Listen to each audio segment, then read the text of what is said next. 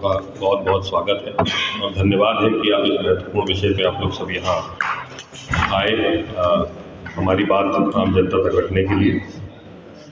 देखिए, आज का मुद्दा बहुत महत्वपूर्ण है, बहुत संवेदनशील है और ये उत्तर प्रदेश में जिस प्रकार से हमारे समाज को, दलित समाज को विशेष रूप से प्रताड़ित किया जा रहा है, परेशान किया जा रहा है, दबाया जा रहा है, ये उसके बारे में आज हम आपके बीच में अपने बातें रखने जा रहे हैं। तो मैं अपना जो बात आपके बीच में रखनी है, ये हमारे बहुत मशहूर कवि हैं अदम गोडवी जी, इनके शेर से शुरुआत करना चाहूँगा कि तुम्हारी फाइलों में गांव का मौसम गुलाबी है, मगर ये आंकड़े झूठे हैं, ये दावा किताबी है। उधर जमहूरियत का ढोल पीटे जा रहे हैं वो, इधर पर्दे के पीछे बर्बरियत है नवाबी। ये हाल आज हमारी उत्तर प्रदेश की सरकार का है। एनसीआरबी की अगर आप रिपोर्ट देखें तो जो आखिरी रिपोर्ट आई थी उस दिसंबर 2023 में आई थी, जिसके हिसाब से उत्तर प्रदेश दलितों के ऊपर, पिछड़ों के ऊपर अत्याचार में सबसे आगे है। पूरे देश भर में दलितों के ऊपर अत्याचार बढ़ता जा रहा है, अनुसूचित जाति के लोगों के ऊपर अत्याचार बढ़ता जा रहा है और उत्तर प्रदेश इसमें सबसे लीडिंग रोल में है, सबसे आगे है। और आप अगर तथ्य देखें, अगर आप मामले देखें पिछले 10-15 दिन के ही देख लें, तो आपको ये नजर आएगा कि किस तरह से लगातार अनुसूचित जाति के लोगों के ऊपर अत्याचार बढ़ते जा रहे हैं और ऐसी ऐसी घटनाएं हो रही हैं जिसके बारे में हम सुना करते थे 25-30 साल पहले ऐसा हुआ करता है, लेकिन आज वो फिर हम सुनने में आ रहा है और लगातार सुनने में आ रहा है। ये हाल है जैसे कि बारात में दलित बच्चियों की बारात जाती है, उच्च बिरादरी के लोग उस पर हमला करते हैं, घोड़े पे बैठने से बारात को, दूल्हे को घोड़े पे बैठने से मना किया जाता है, मूछें रखने से ऐतराज होता है। ये ऐसी ऐसी बातें आज सुनने में आती हैं।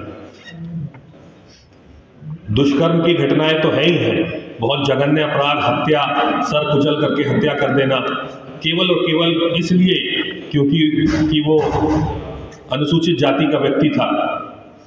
तो ऐसे अपराध तो है ही, लेकिन जो पुराने ज़माने में जैसे अत्याचार हुआ करते थे, जैसे बारात वाला मैंने आपको बताया, घोड़े पे चढ़ने वाला, मूछ रखने वाला, ये तो हमारे समाज से लगभग खत्म हो चुका था, लेकिन आज फिर हम ऐसे देख रहे हैं। चाहे मथुरा की आप घटना को आप देख लीजिए, मेरठ की घटना को आप देख लीजिए, बिजनौर की घटना को आप देख लीजिए, ये सारी घटनाएं ये बताती हैं कि किस तरह से सरकार, हमारी उत्तर प्रदेश की सरकार अनुसूचित जाति के लोगों को, पूरे समाज को सुरक्षा देने में, सम्मान देने में पूरी तरह से विफल रही।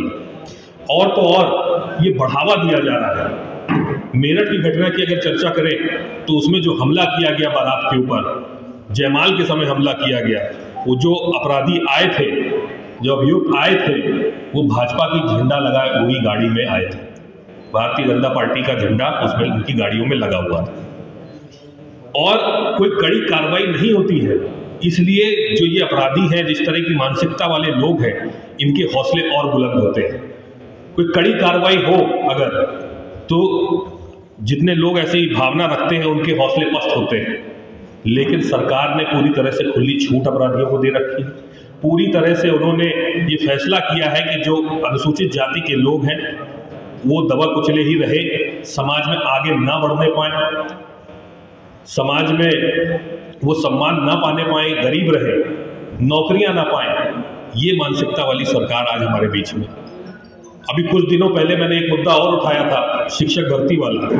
किस तरह से पिछड़े और अनुसूचित जाति के लोगों को, अनुसूचित जनजाति के लोगों को नौकरी से वंचित रखा जा रहा है। 69,000 शिक्षक भर्ती में 18,500 आरक्षित सीटें थी, जिसमें से केवल 2,637 सीटों पे आरक्षित वर्ग के लोगों को रखा गया और बाकी सारी जितनी 15,800 जितनी सीटें थी, उन सब पे अनारक्षित वर्गों को नौकरी दे दी गई।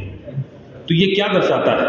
ये दर्शाता है कि जो सरकार है वो अनुसूचित जाति के लोगों को नौकरी से दूर रखना चाहती है, गरीब रखना चाहती है, वंचित वर्ग में सदैव बनाए रखना चाहती है, ताकि उनका शोषण करके उनका वोट लिया जाए और उनको गरीब के गरीब रहने दो, नहीं तो वो आकर के हमारी नौकरियां खाएंगे, आवाज उठाएंगे, सरकार से सवाल पूछेंगे, और यही सवाल ना पूछने पाए इसलिए उनको अशिक्षित रहने दो, दबे कुचले रहने दो। तो ये सरकार के खिलाफ हम कांग्रेस पार्टी, माननीय राहुल गांधी जी जो हमेशा कहते हैं जातिगत जनगणना की बात कहते हैं, किसके पास कितना पैसा है, किसके पास कितनी प्रॉपर्टी है, किसके पास कितनी नौकरियां हैं, किस वर्ग के पास, ये सारी बातें जब तक कि हमको नहीं पता चलेंगी तब तक हम उनके हित में इतना काम नहीं कर पाए।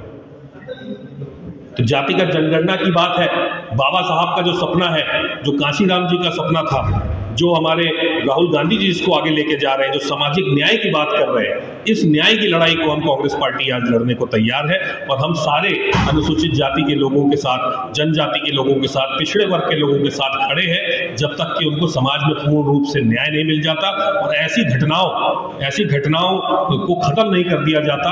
यही हमारा मिशन है, इसी के साथ हम लेके चल रहे हैं। आपके अगर कोई इस विषय में सवाल है तो आप पूछ सकते हैं। संकट मोचन थाना की एक तस्वीर आई है, जहाँ पर युवाओं को थाने के अंदर पुलिस के द्वारा बर्बरता से पीटा जा रहा है। ऐसी कई तस्वीरें उत्तर प्रदेश से आ रही है। पुलिस कस्टडी में मौतें हो रही है, उस पर न तो विपक्ष की तरफ से आज पहली बार मुझे लगता है इस तरह की प्रेस कॉन्फ्रेंस हो रही है, जिसमें कानून व्यवस्था भ्रष्टाचार को नहीं, आपका बिल्कुल बहुत अच्छा मुद्दा आपने किया है, उठाया है। देखिए, ये जो पुलिस है ये किसके इशारे पे काम करती है? इस सरकार के इशारे पे काम करती है। देखिए, इसमें जो है ना, सरकार के डायरेक्शन पे उत्तर प्रदेश की पुलिस चलती है। और आपने देखा होगा पूरे प्रदेश में ये कस्टडी में जो डेथ हो रही है ये बहुत ज़्यादा हो रही है, चाहे वो अरुण वाल्मीकि वाली बात हो आगरा वाली, और चाहे जो आपने अभी जो प्रधानमंत्री जी के संसदीय क्षेत्र की बात कही। और इसमें आपने जैसा कहा वैसा बिल्कुल सत्य नहीं है। हमारे जो प्रदेश अध्यक्ष जी हैं उन्होंने प्रतिनिधि मंडल भी भेजा है और इस बात को उठाया भी है इस मुद्दे को। और लगातार पुलिस के द्वारा हो रहे अत्याचार के खिलाफ हम लोग लगातार बीच में सवाल उठाते रहते हैं। लगातार मैं बहस कर बैठता हूँ आपके प्रवक्ताओं से भी बात होती है। इस मुद्दे का भी सत्र चल रहा है, सत्र में भी विपक्ष के द्वारा सिर्फ बेरोजगारी और शिक्षा पर इस मुद्दे को उठाया गया, लेकिन कानून व्यवस्था और भ्रष्टाचार पर किसी तरह का कोई मुद्दा नहीं उठाया सकता। देखिए, सत्र की बात तो मैं नहीं जानता, लेकिन जो यहाँ हम लोग जमीन पर जो बात उठा रहे हैं तो भ्रष्टाचार की बात तो लगातार उठाई जा रही है। भ्रष्टाचार, चाहे कुंभ में भ्रष्टाचार हो, चाहे सरकार के विभागों में भ्रष्टाचार आज चल रहा है, उसके बाद लगातार उठाई जा रही है। भ्रष्टाचार के खिलाफ तो कांग्रेस पार्टी लगातार अपनी आवाज को हर दिन इस बात को कहीं ना कहीं चर्चा की जाती है। और पुलिस के द्वारा हो रही जो घटनाएं हैं, पुलिस के द्वारा हो रहे जो अत्याचार है, उसको भी बीच में उठाया जाता है। और पुलिस के खिलाफ हम लोगों ने कई बार धरने भी दिए हैं, इसमें ऐसी कोई बात नहीं है।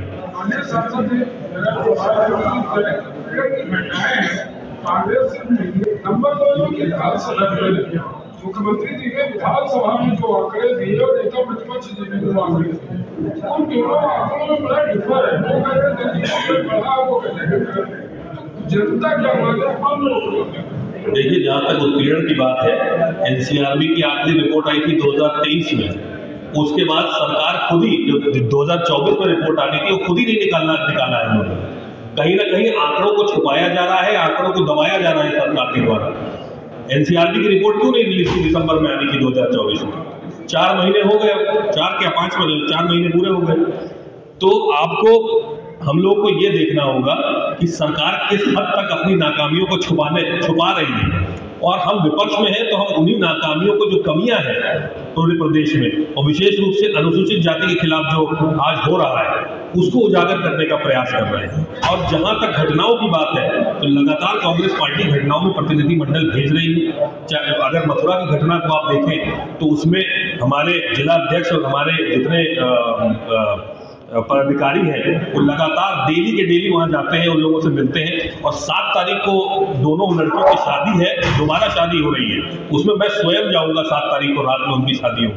तो वो है, कल मेरी मेरठ के जिला अध्यक्ष से बात हो रही थी, वो स्वयं जो मेरठ में जो बारात के ऊपर हमला हुआ था उनके घर में बैठे हुए थे, मेरी बात भी उनसे उन्होंने करवाई है। तो मैंने भी उनको आश्वस्त किया कि मैं स्वयं जो है 10 तारीख के बाद वहाँ उनके घर पे जाऊँगा, और हमारे कार्यकर्ता लगातार जा रहे हैं उनके पास, उनका हालचाल ले रहे हैं, उनकी बात को लोकल प्रशासन तक पहुँचाया जा रहा है, कड़ी कार्रवाई की मांग भी की जा रही है, और अगर नहीं हुई कार्रवाई तो कांग्रेस पार्टी धरना भी देगी।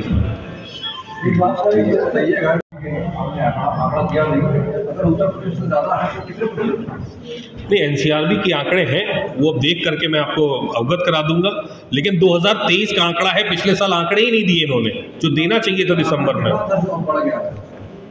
नहीं, जब आंकड़े दिए ही नहीं तो कैसे पता चलेगा बढ़ गया? हम तो न्यूज़ रिपोर्ट के आधार पे आपको बता रहे हैं कि हमको अखबार में जो पढ़ने को मिल रहा है डेली की डेली, एक दिन की तो न्यूज़ है, एक ही पेज पे 3 मेरठ, बिजनौर और मथुरा। उत्तर प्रदेश में बड़ा है, प्रतिशत से मतलब नहीं है। उसमें उन्होंने लगभग 50,000 घटनाएं उत्तर प्रदेश में, अभी की जो रिपोर्ट है जो 24 में आनी थी वो सार्वजनिक करें, ताकि हम खुद स्वयं उसमें आप लोगों को भी आंकड़े मिले। सर पार्लियामेंट के आंकड़ों में हम जाकर कैसे